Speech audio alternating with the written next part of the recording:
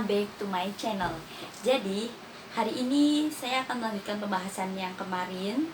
Kemarin kita udah belajar simple present tense. Nah, tapi sebelum kita lanjut, saya akan menjawab pertanyaan dari video yang kemarin ya, yaitu the difference between general fact and general statement. Perbedaan antara general fact dan general statement.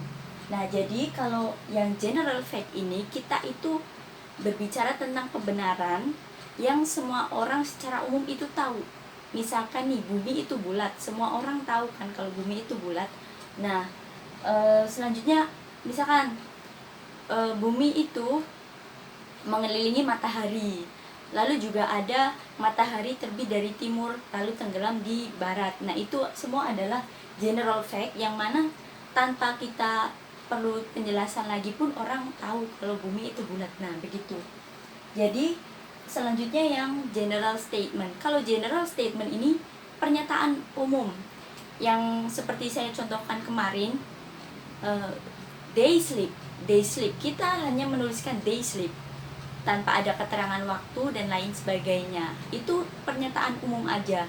Tapi kalau misalkan saya bilang they sleep yesterday, itu nanti masuknya akan kepada simple past tense yang akan kita bahas mungkin di video-video selanjutnya ya.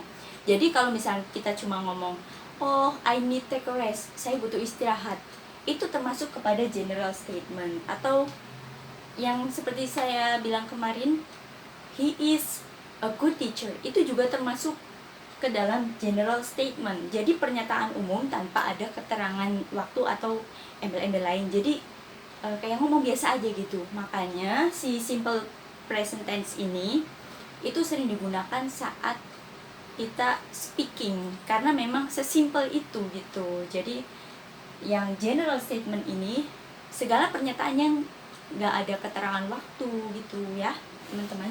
Yes!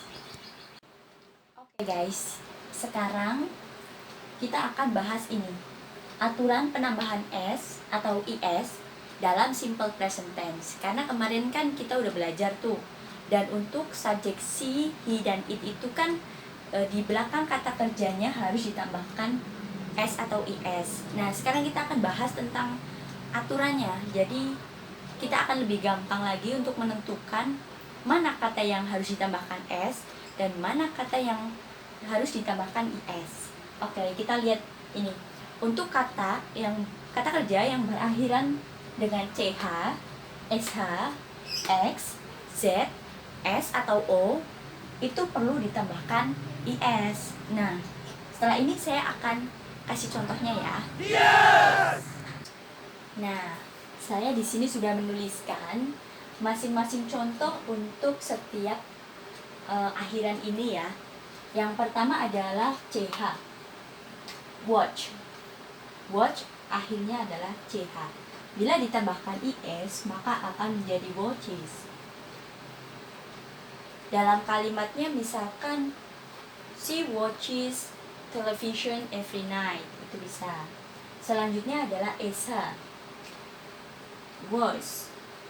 was akhirannya sh, jadi harus ditambahkan is menjadi washes. Kalimatnya misalkan Sinta washes her clothes every Sunday. Selanjutnya adalah untuk akhiran x. Di sini ada fix akhiran x, maka ditambahkan is menjadi fixes. Contoh kalimatnya, the mechanic fixes my motorcycle. Selanjutnya adalah akhiran z. Di sini ada bus, mendengung. Kalau ditambahkan is, maka akan menjadi buses. Kalimatnya, the mosquito always buzzes in my ear. Oke. Next, akhiran s. Di sini adalah kiss, contohnya. Kalau ditambahkan is, maka akan menjadi kisses. Ini gampang ya. Misalkan She kisses her mother. Itu juga udah bisa untuk menjadikan kalimat ya. Yang terakhir ada akhiran O. Contohnya adalah do.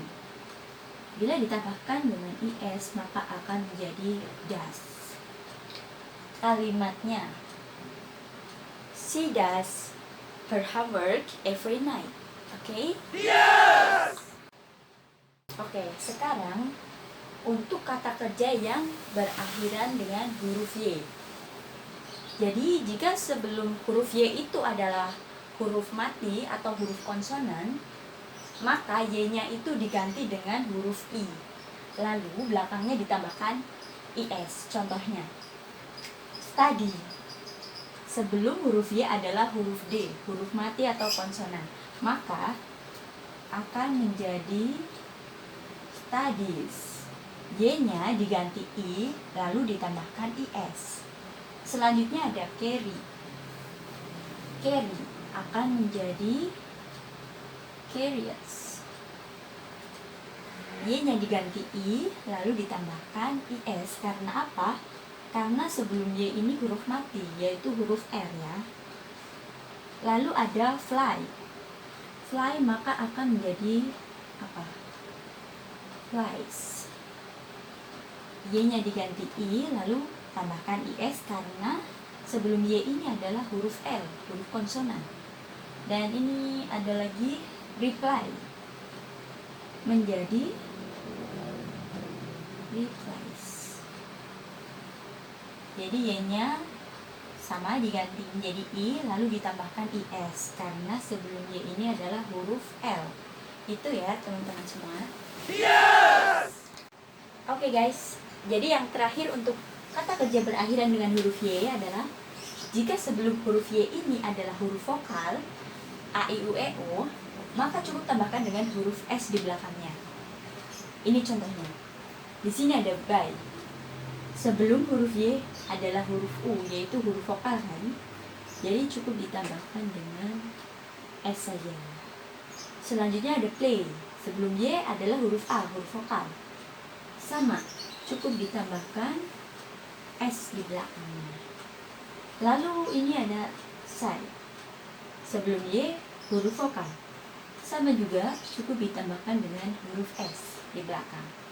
Nah yang paling bawah ini ada lie. Sebelum Y juga huruf vokal. Ini juga sama ya. Hanya perlu ditambahkan dengan S saja.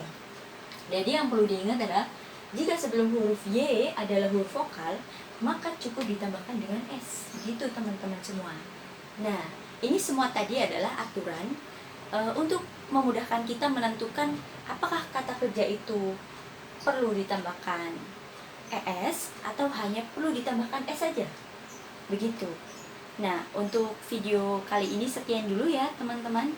Untuk pertanyaan bisa dituliskan di kolom komentar ya. Jangan lupa like, share, and subscribe. Terima kasih sudah menonton. Assalamualaikum warahmatullahi wabarakatuh.